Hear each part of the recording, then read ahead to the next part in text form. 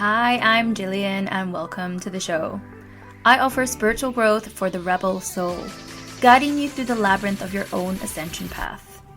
This show is for the rebel souls that challenge the status quo, those that crave authenticity in every single aspect of their lives, that desire to embrace their uniqueness, follow their passions, connect to their soul, and live according to who they truly are, even if that means having the courage to go against the grain or the norms of society. If that's you, my spiritual soul seeker, rebel warrior, then this is the place for you. On this podcast, we speak about everything from spirituality, sexuality, conscious relationships, business, and literally everything in between. So if that's your jam, then stay tuned. And go on, be a rebel and subscribe. You know you want to. Welcome back to the Gillian Kane Connection podcast, the space where we dive into spirituality, intuition, and the unseen forces that shape our lives. And today we're talking about spiritual awakening, but not the version that you've probably all heard about before. Just forget the airy-fairy love and light storylines. We are going to explore the messy, the uncomfortable, and the downright challenging side of awakening, and why it's absolutely necessary for your growth. Are you ready? Let's dive in. So, what is a spiritual awakening anyway? So, let's start with the basics. A spiritual awakening is so often romanticized as this magical, blissful moment when everything in your life just aligns and you feel connected to the universe. But the truth, it's more like a cosmic earthquake. Your spiritual awakening happens when your soul starts to outgrow your old life. It's like wearing a pair of shoes that are too tight. Everything feels uncomfortable. Suddenly your job, your relationships, even your daily routine just feels hollow or meaningless. It isn't because you're failing, it's actually because you're waking up. What nobody tells you is that the awakening is often triggered by a big life shakeup, a breakup, a loss, an illness, or just even a sense of overwhelming dissatisfaction with your life.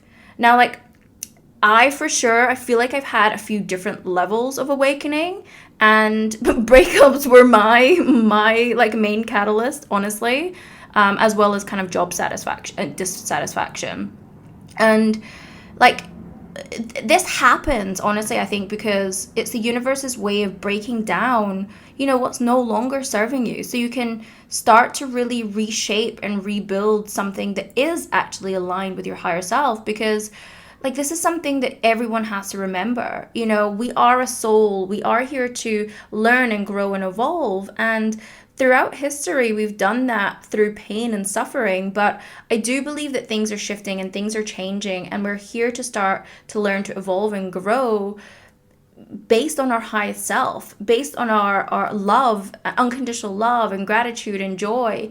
But we have to first align with that higher self that most of us have didn't even know was a possibility for us, So, here's kind of where it gets interesting, right?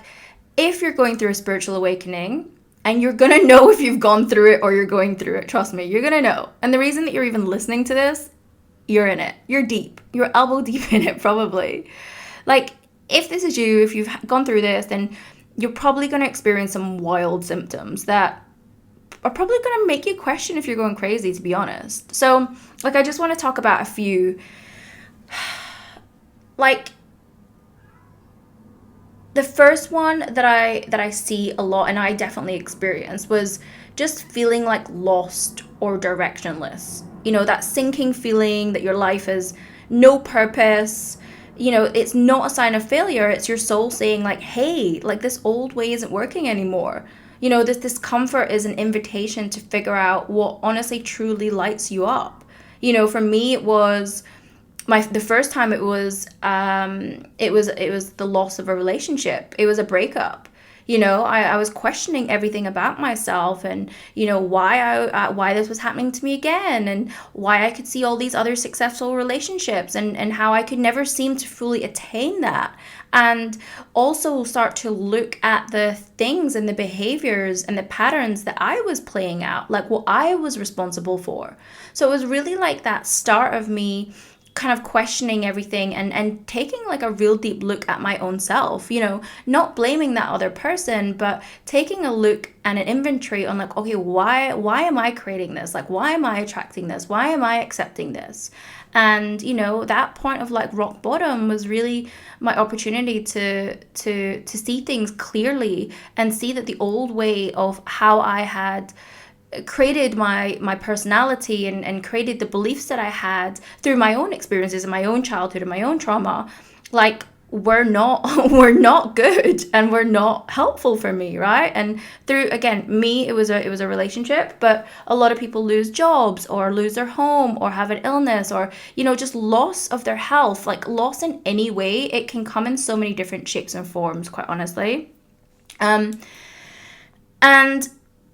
another thing that I noticed you're probably feeling is heightened sensitivity. Like the lights feel too bright, or crowds drain you, and even other people's emotions can overwhelm you. Like, again, this is not you breaking down, it's your energy field just waking up. You're becoming more attuned to the subtle energies around you.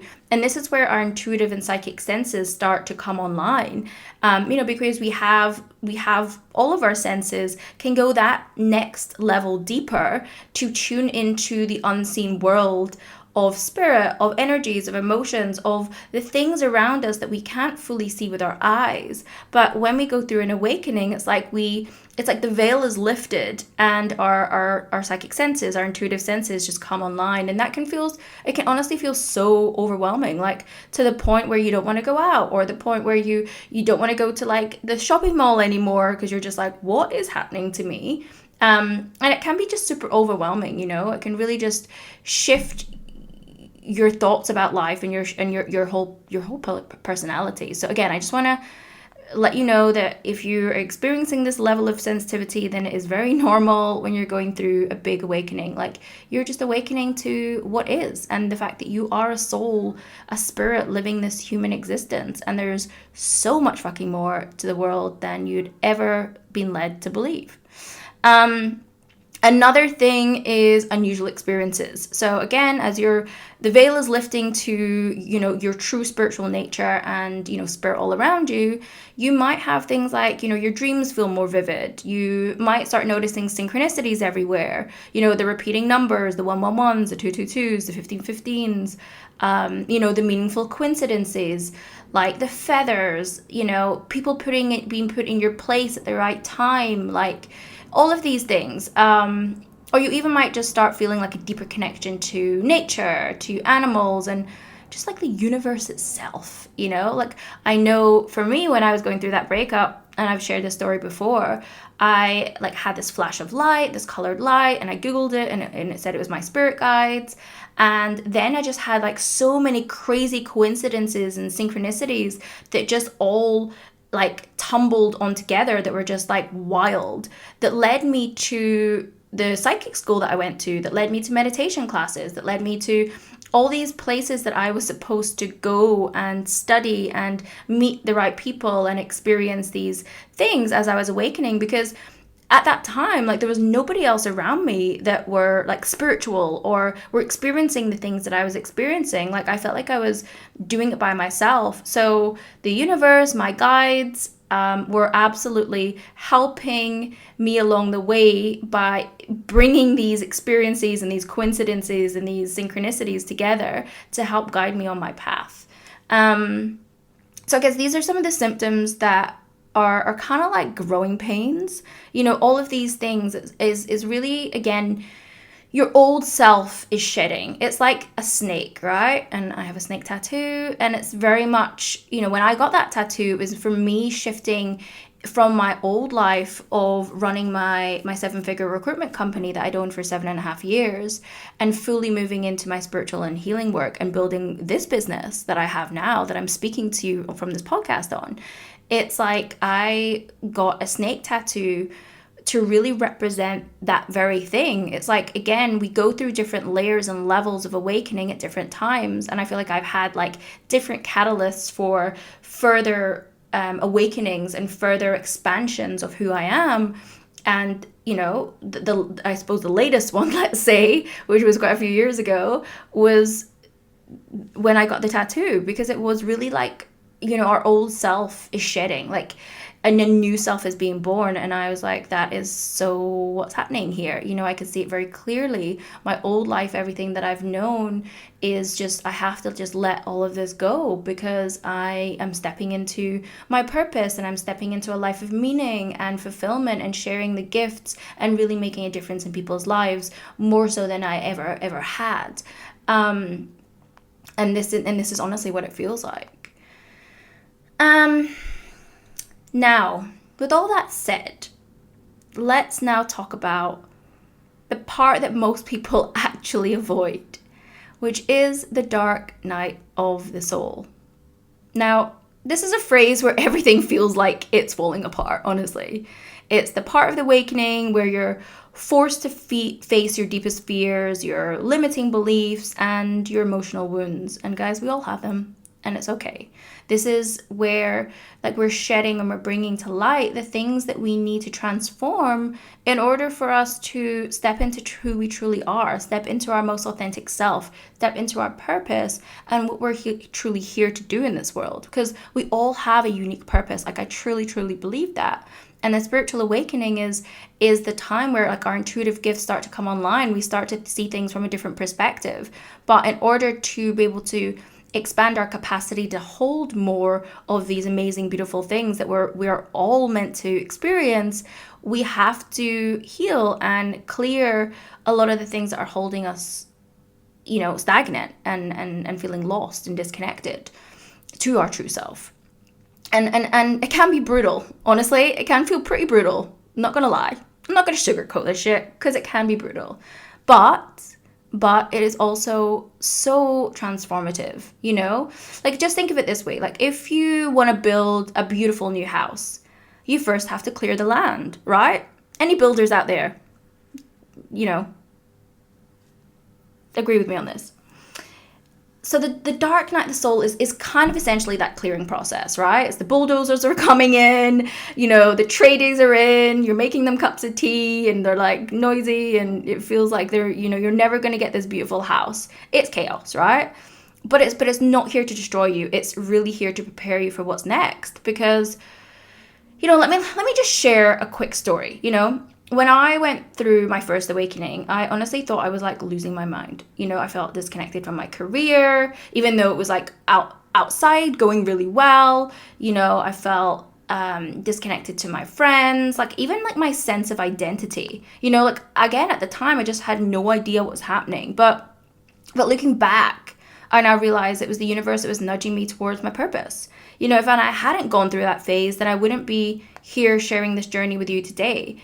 And this is exactly where you're meant to be, and you're meant to be going through this, and you're not crazy. And, you know, there are other people are waking up all around the world and they're having these similar experiences. And, you know, you just have to go and find them. You know, you found me, right? Because you're listening to this. So we're all out there. And, you know, I guess here's the part of all of that that makes it worth it. You know, like, spiritual awakening isn't about escaping your challenges. It's about transforming through them, you know? So none of this like love and light, the spiritual bypassing bullshit. Like, I'm all about the light and the dark, right? I'm all about the shadow and the love, because we have to have duality in the world. And it's something that I have personally move through myself, and this is why I heal the way that I do, I teach the way that I do, and how I'm able to support my clients on their own spiritual awakening journeys. And, you know, when you come out the other side, you are going to find a deeper connection to yourself. Like, you are going to find a deeper connection to the universe. You are going to have clarity about your purpose. You're going to have a sense of peace that just doesn't depend on external validation. It doesn't depend on external circumstances. It doesn't depend if you get that job or you get that partner, or, you know, or whatever it is that we are we're so stuck in the matrix of. Like, it's kind of like the phoenix rising from the ashes. And I also have thought about getting a tattoo of this. Maybe I will. Who knows? But like, you're honestly being reborn into your most authentic, powerful version of yourself. And that is honestly how I describe it. That's what I see when I take my clients through their transformations. That's how I see them. I'm just like, wow, you have just bloomed so friggin' amazingly. And, you know, it's how I feel about myself and the transitions that I've made in my life too. You know, so again, with all of that said, what can you do if you're going through a spiritual awakening now? You know, if you're in it, if you're, as I said, if you're knee deep in it, wherever you are on that process, like, I just want to share a couple of tips to keep you grounded, because again,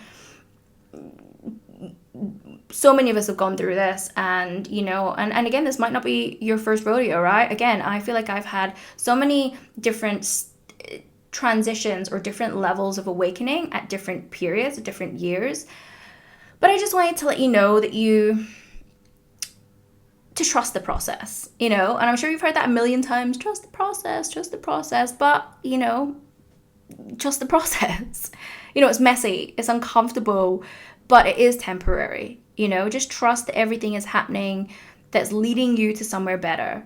Like, when they say the grass is greener, the grass is greener. Like, it might feel like you're wading through a muddy field of cow shit right now, but when you get to the other side, there's so much grass. It's luscious. There's lakes, and you know, and it's a journey as well, guys. It's not like, oh, I'm going to go through this spiritual awakening and then all my dreams are going to come true. Like, it's a lifelong process, and actually it's many lifetimes long processes. But you're here now, and you're probably at your most evolved than maybe you have been in so many other lifetimes, because you're here, you're doing the work, you're listening to this, you're looking for that next step in your life. And another tip I want to give you, like, is to find your tools. Like, again, I cannot stress this enough. Find your tools, whether it's meditation, whether it's journaling, whether it's energy work, whether it's somatic work, whether it is past life regressions, whether it's visualization, whatever it is, connecting to like-minded people. Like, find the practices that are gonna help you feel grounded and connected. Again, this was, again, when I had my awakening, that was the thing that led me to start to study all of my spiritual topics and start healing myself. And then I trained in every single modality that helped heal me or helped awaken me to my intuition, or to seeing and feeling things that, like, I never knew were there. Like, that was where I really started to go ham. And I never, honestly, at the start of this whole thing, I never thought this was going to be my job, right? There was a point where I eventually did realize that was the case, but I just went on my own healing journey and my own spiritual journey, and started going to classes and investing in myself, investing in my healing, and taking trainings in all of these different modalities, and then training to become a practitioner in all of them, and then eventually just creating my own thing, because what I do now and how I work with my clients is uniquely me. And this is something that I always encourage any of my clients to do as well. It's like, you know, have the baseline of the practices, but find your own thing. And that just comes to time, and that just comes with confidence. But find your tools, guys. Find your tools. It's going to really support you through this transition. And ask for help. Again, you don't have to go through this alone. Whether it's a mentor, a healer, or even just like a supportive friend, having someone to guide you can make all the difference. And honestly, this was me. Like, I have been someone that has always invested in my spiritual journey. I have invested in mentors, in teachers. Again, I've trained in like 11 different modalities. That was like, for me, this was my fun. This was my passion to learn as much as I could and develop my skills, my energy healing skills, my past life regression, my intuition, my psychic abilities, so I could do all the things that I do now. But I did it really for the love and the passion initially. And then I had my different healers and my different mentors, and I tested out different modalities that I was drawn to, and all were amazing and all were beautiful. And then, you know, again, I've stuck to things that really shifted the needle for me. And I want to encourage you to do the same. Like, again, there's so many amazing people out there that are doing healing work, that are doing spiritual work, that are, helping you to develop your intuition, that are, taking you to past lives, that are clearing your blocks. There's so many other people in this world that are doing this work, and they're there for the picking.